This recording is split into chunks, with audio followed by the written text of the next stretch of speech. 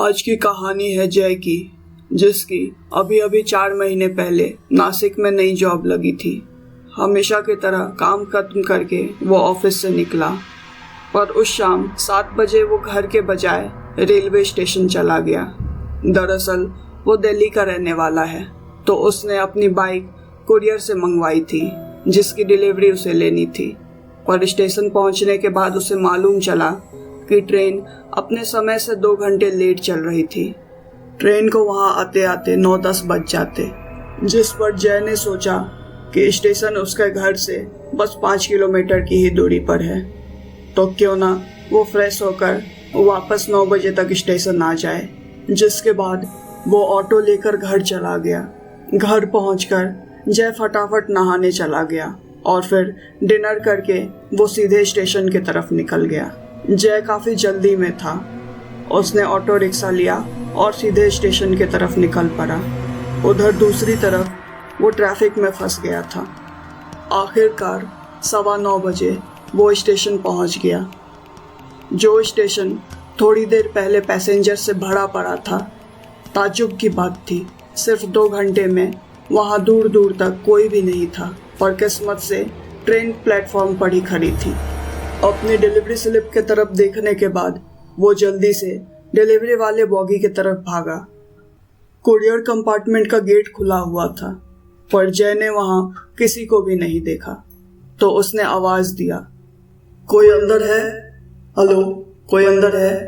उसके 1-2 बार आवाज देने के बाद भी कोई बाहर नहीं आया। फिर उसके बाद उसे बॉगी के अंदर से किसी की आवाज आई, जिसके बाद उसे लगा ट्रेन का कोई स्टाफ अंदर होगा जो उसकी मदद कर देगा। इससे पहले ट्रेन स्टेशन से निकलती एक पल भी गवाए बिना वो जल्दी से ट्रेन में चढ़ गया। अंदर कोई भी नहीं था।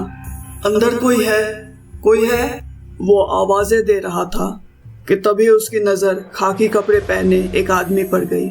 वो जय की तरफ पीठ किए खड़ा था। जय जल्दी से उसकी तरफ गया। भाई साहब, मेरी बाइक की डिलीवरी आई है, क्या आप मेरी स्लिप देखकर जल्दी से मुझे मेरी डिलीवरी दे दोगे? जय के इतना कहने के बावजूद भी वो आदमी वही खड़ा रहा। उसने कोई भी जवाब नहीं दिया, जिस पर उसने फिर से कहा, अरे भाई साहब, ट्रेन खुल जाएगी, प्लीज जल्दी कर दो। इतना सुनने के बाद वो आदमी अपनी जगह से थोड़ा सा आगे चला गया।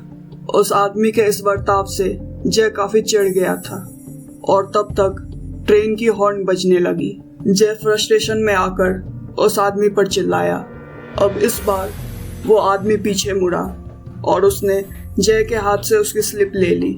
ट्रेन स्टार्ट हो चुकी थी। ट्रेन के स्टार्ट होने से जय काफी हड़बड़ा गया था। फिर उस आदमी ने कहा, आपका सामान दूसरे बॉगी में थोड़ा अंदर है, आप अगले स्टेशन पर उतर जाना, मैं आपका बाइक वहीं उतार दूंगा। जय ने सोचा स्टेशन के पास से तो उसका घर है, वो बाइक लेकर सीधा घर चला जाएगा।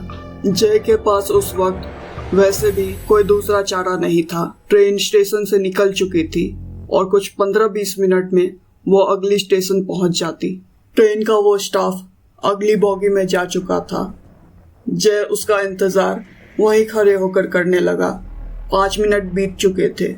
वो आदमी अब तक जय को बुलाने के लिए वापस नहीं आया था, जिसके बाद जय खुद ही अगली बॉगी में चला गया। वहां पहुंचकर जय ने देखा वहां कोई भी नहीं था। जय उस आदमी को बुलाने लगा। उस बॉगी में ज्यादा सामान भी नहीं था। जय काफी गुस्से में था कि आखिर वो आदमी कहाँ गायब हो गया।